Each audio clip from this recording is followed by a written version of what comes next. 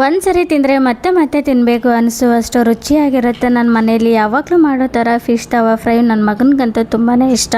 ಈ ಥರ ಒಂದ್ಸತಿ ಟ್ರೈ ಮಾಡಿದ್ರೆ ಫಿದಾ ಆಗೋಗ್ತೀರಾ ಈ ಟೇಸ್ಟಿಗೆ. ಬನ್ನಿ ಹೇಗೆ ಮಾಡೋದಂತ ಹೇಳ್ಕೊಡ್ತೀನಿ. ಅದಕ್ಕಿಂತ ಮುಂಚೆ ಇನ್ನೂ ನನ್ನ ಚಾನಲ್ನ ಸಬ್ಸ್ಕ್ರೈಬ್ ಮಾಡ್ಕೊಂಡಿಲ್ಲ ಅಂತಂದರೆ ಪ್ಲೀಸ್ ಸಬ್ಸ್ಕ್ರೈಬ್ ಮಾಡ್ಕೊಳ್ಳಿ. ಹಾಗೆ ಪಕ್ಕದಲ್ಲಿ ಕಾಣೋ ಬೆಲ್ ಬಟನ್ನ ಕೂಡ ಕ್ಲಿಕ್ ಮಾಡಿ. ಈ ವಿಡಿಯೋ ನಿಮಗೆ ಇಷ್ಟ ಆಗಿದ್ರೆ ಪ್ಲೀಸ್ ಲೈಕ್ ಮಾಡಿ, ಶೇರ್ ಮಾಡಿ, ಕಮೆಂಟ್ ಮಾಡಿ. ಇವಾಗ ಫಿಶ್ಗೆ ಮ್ಯಾರಿನೇಟ್ ಮಾಡಿಟ್ಕೊಳ್ಳೋದಕ್ಕೆ ಸ್ವಲ್ಪ ಮಸಾಲೆನ ರೆಡಿ ಮಾಡ್ಕೊಳ್ತಾ ಇದ್ದೀನಿ.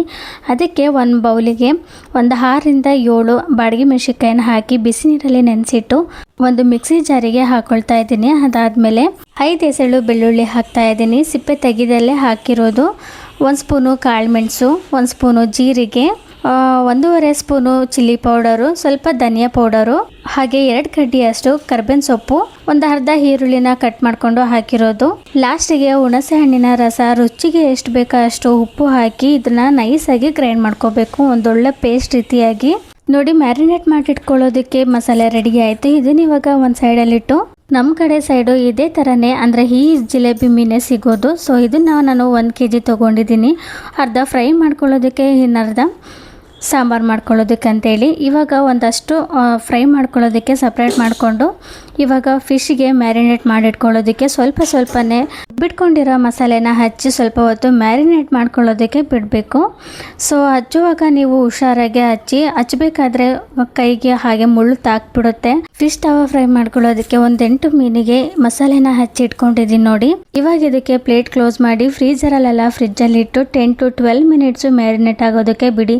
ನಂತರ ಈ ಥರ ಮ್ಯಾರಿನೇಟ್ ಆಗಿರುತ್ತೆ. ಇವಾಗ ಒಂದು ಪ್ಯಾನಿಗೆ ಸ್ವಲ್ಪ ಬೇಕಾಗಿರೋ ಅಷ್ಟು ಎಣ್ಣೆ ಹಾಕಿ, ಸ್ವಲ್ಪ ಜಾಸ್ತಿನೇ ಎಣ್ಣೆ ಹಾಕ್ಕೊಂಡು ಮ್ಯಾರಿನೇಟ್ ಮಾಡಿಟ್ಕೊಂಡಿರೋ ಫಿಶ್ನ ಒಂದೊಂದಾಗಿ ಎಣ್ಣೆಯಲ್ಲಿ ಬಿಡ್ತಾ ಲೋ ಫ್ಲೇಮಲ್ಲೇ ಇಟ್ಕೊಂಡು ಲಿಡ್ ಕ್ಲೋಸ್ ಮಾಡಿ 2 ಸೈಡು ಇದನ್ನು ಫ್ರೈ ಮಾಡ್ಕೋಬೇಕು. ಇವಾಗ ನೋಡಿ, 1 ಸೈಡು ಫ್ರೈ ಆಗಿದೆ, ಮತ್ತೊಂದು ಸೈಡು ಕೂಡ ತಿರುವು ಹಾಕೊಂಡು ಮತ್ತೆ ಲಿಡ್ ಕ್ಲೋಸ್ ಮಾಡಿ ಫ್ರೈ ಮಾಡ್ಕೊಳ್ತಾ ಇದ್ದೀನಿ. ಫಿಶು 2 ಸೈಡು ಫ್ರೈ ಆದಮೇಲೆ ತವಾದಲ್ಲೇ 1 ಸೈಡಿಗೆ ಇಟ್ಕೊಂಡು ಇವಾಗ ಉಳಿದಿರೋ ಮಸಾಲೆ ಹಾಕಿ ಇದನ್ನು ಚೆನ್ನಾಗಿ ಫ್ರೈ ಮಾಡ್ಕೋಬೇಕು.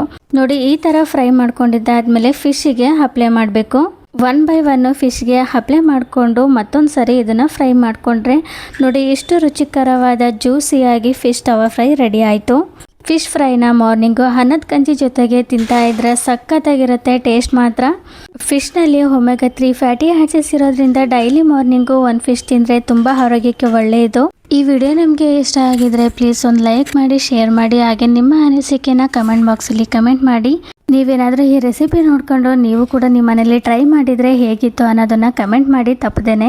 Thank you for watching. Next ವಿಡಿಯೋದಲ್ಲಿ ಸಿಗ್ತೀನಿ.